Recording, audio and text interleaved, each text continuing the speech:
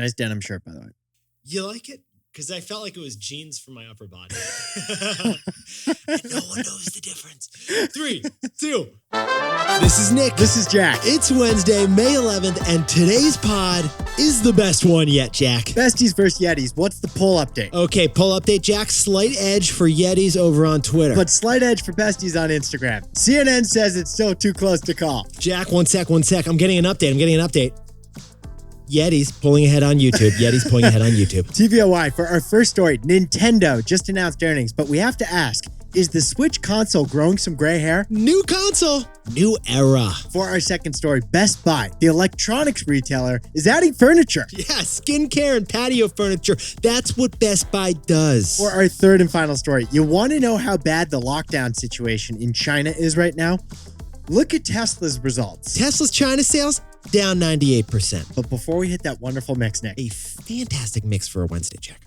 Tom Brady's already defied the laws of aging multiple times. Tom Brady, he doesn't drink Cool Blue Gatorade. He drinks from the fountain of youth. But now Tom is defying the laws of careering. What Tom Brady just pulled off is going to break LinkedIn. Tom Brady just got a job for retirement. Even though Tom Brady hasn't yet retired. Dude, he's playing in the NFL this season for what, the Miami Dolphins? But he also, who knows, but he also just signed a deal to become a TV commentator once he's done QBing. Okay, so get this. He is going to make more money talking about football on TV than he does playing about football right now. Jack, ipso facto, Tom Brady is more valuable off the field than it is on the field. We jumped in T-Boy style. Right now, Tom Brady's making about $25 million a year to avoid getting sacked by a defensive end. Well, on Fox, he's going to make $35 million a year to critique other QBs for getting sacked by that defensive end. Exactly. So he's paid more to chat about his old job than to do his old job. What we're trying to say here is LinkedIn,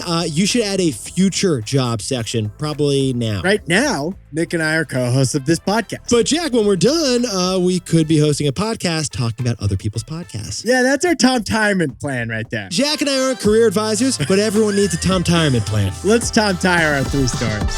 15 years before this song, 2 boys from the Northeast met in the dorm. They had an idea that caused a cultural storm. It's the best one yet, but the best is the norm. Jack, Nick, that's it. I don't even think they need to practice. 50%, that's a fat tip. T-Boy City on your list. If you know, you know, cause we ready to go. We can't wait no more, so just start the show. For our first story, Jack, grab a mushroom. Nintendo's earnings just revealed that the Nintendo Switch, it's aging. It's past its peak. Which means it's time for a new era at Nintendo. All right, you want to whip up the trivia that you've been teasing me all day about? What is the only country in the world with 2 cities of 1 million people or more? And those 2 cities are anagrams of each other. Jack, you underestimate me. Here it is. You ready? Yeah. Princess Peach's Castle and Browser's Castle. False. Japan has Tokyo and Kyoto, which is the headquarters of Nintendo. Boom! It all comes full circle. Besties Yetis, the icon of Japanese tech and business industry is Nintendo. Donkey Kong, the Mario Brothers, Zelda. They are the Mickey, Minnie, and Goofy of Japanese entertainment. Well, funny thing, all those wonderful characters depend on the latest Nintendo gaming console to survive. That's right. Our world is Pikachu's metaverse. Now it really comes full circle. Well, at the moment, Nintendo has the iPhone of gaming consoles, the Switch. Their blockbuster profit puppy that's in 100 million homes. But here's the problem Jack and I just picked up on. Nintendo just confirmed what we've been fearing. Nintendo Switch sales are slowing. Jack, in 2020, Nintendo sold 29 million Nintendo Switch consoles. Last year, Nintendo sold 23 million.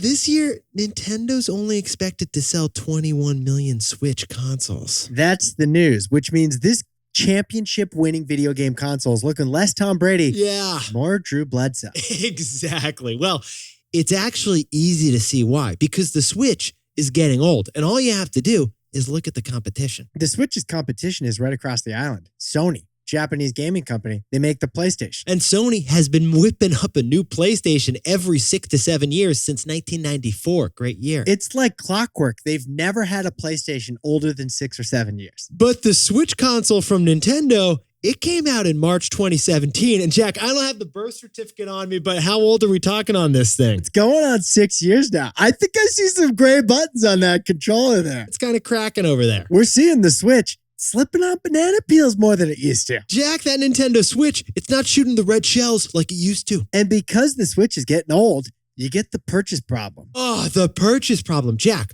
are you going to drop $300 on a Nintendo Switch under these circumstances? Probably not, because you could just wait a little bit longer for a not yet announced but almost definitely coming next big thing. So, Jack, what is the takeaway for our buddies over at Nintendo with the Mario? Hardware, it's like star athletes. It defines an era. So the way Jack and I see Nintendo, its eras are defined by one key player, just like a sports team. The Pistons had the Isaiah Thomas era. The Heat had the LeBron era. The Rangers, Lundqvist in the goal. Classic. Well, Apple, it had the iPhone era, the star product that has determined if it wins or loses. For Nintendo, its latest gaming console is that star player. Exactly. If it's a hit, it leads to years of bright success. If it's a bust, it leads to an era of darkness. So, Jack, does that mean during the GameCube era, Nintendo shareholders were experiencing what Mets fans feel, always? The GameCube era was a tough time for Nintendo shareholders. Besties, Yetis, the pressure is on for Nintendo's next console because the hardware defines the era.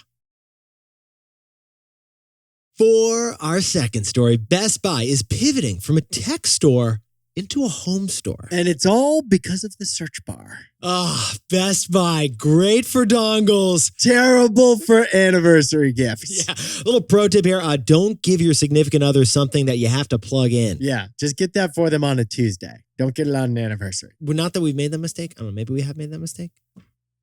We've made that mistake. Oh, a projection screen. And it works with PowerPoint. Thank you. Besties and Yetis, Best Buy just warned us that sales over at the electronics chain are expected to decline up to 4% this year. Yeah, because compared to last year, you're simply spending less on electronics this year. Yeah, Jack, because you're like, are you going to get another big screen TV? Or are you going to go on your first real vacation in 2 years? That's bad for Best Buy, but they have a plan. They're going to go from vertical to horizontal, from just tech to the whole home. Okay, fascinating transition Jack and I have been seeing with Best Buy. They are quietly transforming from an electronics center into an entire home center. We saw the first change when they got involved with your morning skincare routine.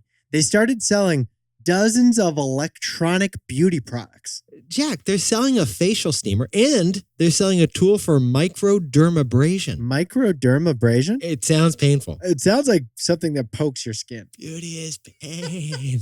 And then in June, they started selling Weber grills. But then Best Buy wasn't done. In August, Best Buy started selling bikes, mopeds, and scooters. I think of Best Buy as a place to buy like a PlayStation 2, but they're selling connected fitness products like Nordic Track now. Exactly. My mom, never been more excited. The institution fitness of the 1990s. And then in November, Best Buy acquired a company called Yardbird. Okay, Yardbird. Jack, what does Yardbird do? Could it be a TV company? No. They sell outdoor patio furniture. So to repeat, Best Buy just acquired an outdoor patio company. So why is this consumer electronics big box retailer adding furniture, workout equipment, grills? Best Buy is doing this because you told Best Buy you wanted these things. Jack, what is the takeaway for our buddies over at Best Buy? The search bar. The search bar is corporate truth serum. Get this. Best Buy just revealed that they're moving into patio furniture because you searched for it on bestbuy.com. Apparently, enough people went to bestbuy.com and searched outdoor sofa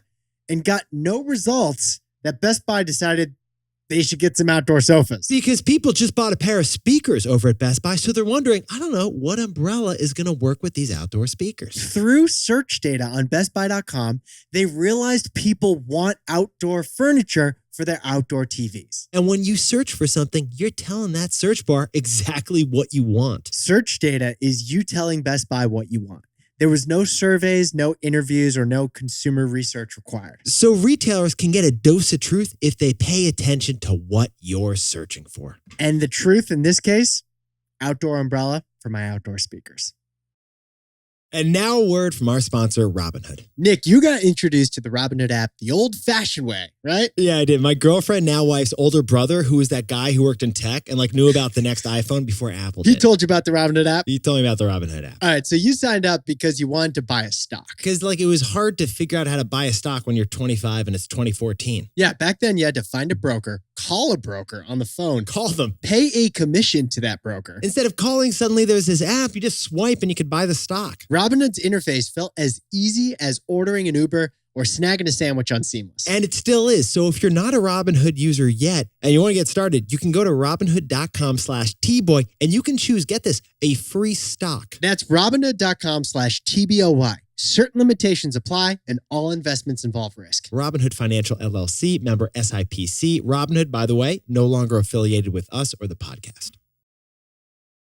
For our third and final story, Tesla has got a lot of problems right now, but the People's Republic is the biggest one. Because China's priority has shifted from production to power. Okay, Jack and I have been wanting to cover a story on China's lockdowns for weeks now, but we've been looking for the right business angle to do it. If you want to get a sense of China's COVID lockdowns, look at Tesla. Get this, Tesla sales in China in the month of April plummeted 98%,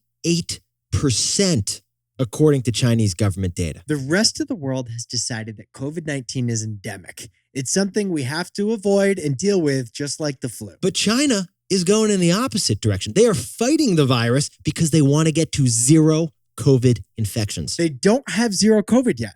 So they've decided that Beijing, Shenzhen, and Shanghai, huge cities, should all be under intense, strict lockdown. Well, it just so happens that Tesla has a gigafactory in the Chinese city of Shanghai, a city of 26 million humans. That city, which is as big as 4 New York cities, 4 New Yorks, has been on lockdown for 6 weeks. So Tesla's factory has been closed in Shanghai for 22 days. But even if it were open, consumers in China aren't splurging on a Model X right now. No, they're not, because here is what's so important to understand about China's situation. Their lockdowns aren't like our lockdowns. Their lockdowns are more like war lockdowns. Let's go back 2 years ago to early pandemic during the lockdowns.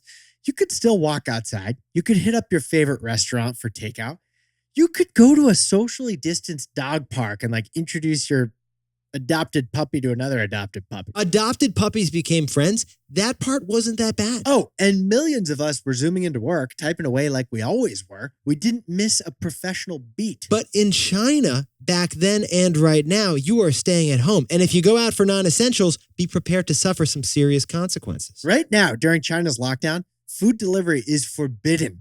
And subways are completely shut down because you're not going anywhere. And then Jack and I learned this from the AP. To force people to stay at home, authorities are even taking their keys when they have to be quarantined if they happen to be sick. That's how dedicated China is to having zero COVID infections. They're willing to take your house keys. And what's that mean for Tesla?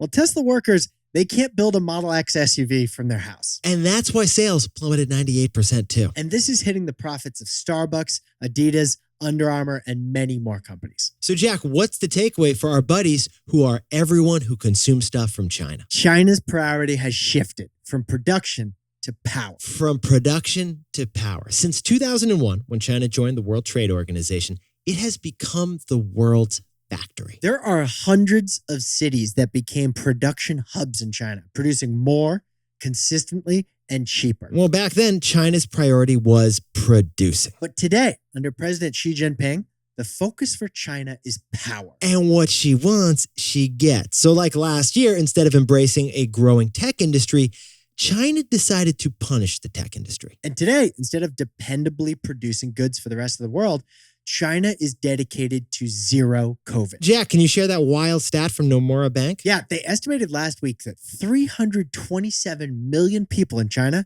were actively under lockdown. So that's a population the size of the United States that's not able to produce goods like they always have. And it must be incredibly tough being stuck in your apartment for weeks at a time without seeing people. Because China's priority, it shifted from production to power. Jack, can you and that trivia loving T-boy smile whip up the takeaways for us over there?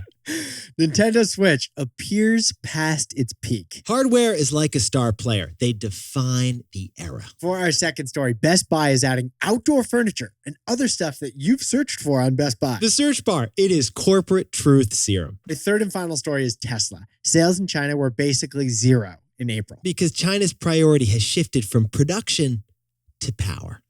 Now, time for the best fact yet. This one sent in by Will Shane in Rotterdam of the Netherlands. This guy loves trivia, Nick. He does. This guy loves trivia too. What terrestrial animal is the fastest in the world? On 2 feet. On 2 feet. That's the key. Right, because 4 legs, everyone knows it's the cheetah. But on 2 feet, the fastest animal in the world is the ostrich. I think they're 2 legs, because I think an ostrich has like claws, not feet. That's a fair clarification. In the meantime, the ostriches can run at speeds of 40 to 50 miles per hour. And get this, they can sustain those speeds for over half an hour. That means if an ostrich was motivated enough, they could run a marathon in 40 minutes. Exactly. That would smash the human record, which is 2 hours and 1 minute. And here's the best part. An ostrich is never going to smugly brag to you that it ran a marathon. There's no bumper to put that sticker on. No ostrich is putting that on a resume. Jack, you look fantastic. T-boys, T-girls, Betties, and Yesties, you look fantastic too. Even those of you who've run a marathon, you look incredible. You look the best. Jack and I will see you tomorrow.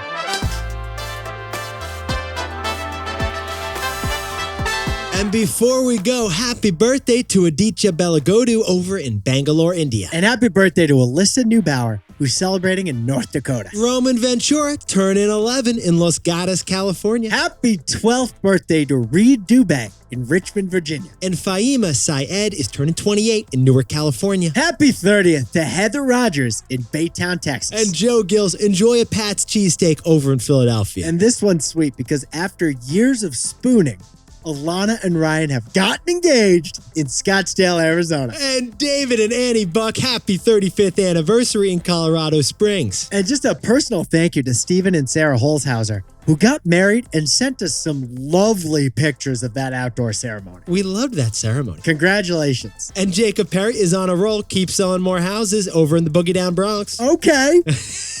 And congrats to Oro Rubio, who just moved to Ireland for a new gig with Google. And Clark Blodgett got a new job in Missouri. And congrats to Odin Kramer, who got a new job just loving data down in Salt Lake City. This is Jack. Nick owns stock of Apple, and we both own stock of Robinhood. And now a word from our sponsor, Robinhood. The first time I tried to buy a stock, I got burned badly. Is this when you wanted to buy a share of Ford? Because you like the chassis over in Detroit? Yes, I had $200, so I bought $200 of Ford stock. I didn't get $200 of Ford stock, though. I got $192. The commission fees. By the time the stock climbed back to $200, I sold it, but again, I didn't get $200. I got $192 again. Another commission fee. The stock rose 8%, but I was down on my investment. Because commission fees made small money investing impossible. So Robinhood came in and killed commission fees. And commissions are still dead in stock and crypto trading, thanks to our sponsor. If you're not investing on Robinhood yet, to get started, go to Robinhood.com/TBoy and choose a free stock. That's Robinhood.com/TBOY. Certain limitations apply. For a list of other fees, view their fee schedule at rbnhd.co/fees. All investments involve risk. Robinhood Financial LLC, member SIPC. Oh, and by the way, Robinhood is no longer affiliated with us or the podcast. And the stocks Jack just said are for illustrative purposes only and are not recommendations. Check this out. Local Vermont newspaper. Yeah, what does it say? Oh, dude, it's blurry. What does it say? You can't see it? Oh, it's clear on my side, but that must be different Something for me. on the Y? Dude, it's an advertisement saying you belong at the YMCA. And there's a picture of a father holding his son swimming. And it's Wilder and me. You're kidding. You're in the ad? I'm in the ad. Did you know that? I didn't see a buck of these royalties. Oh, that's insane, actually. Oh my God, that's so funny. I know. Now, I do remember there was a photographer that day, and they're like, do you mind if we take your picture? I'm like, no, but do I mind if you commercialize my name, image, and likeness? Oh my God. They're like, should we pay for the models? Nah, get that guy. That is so funny. Dude, that's really cool. I love that.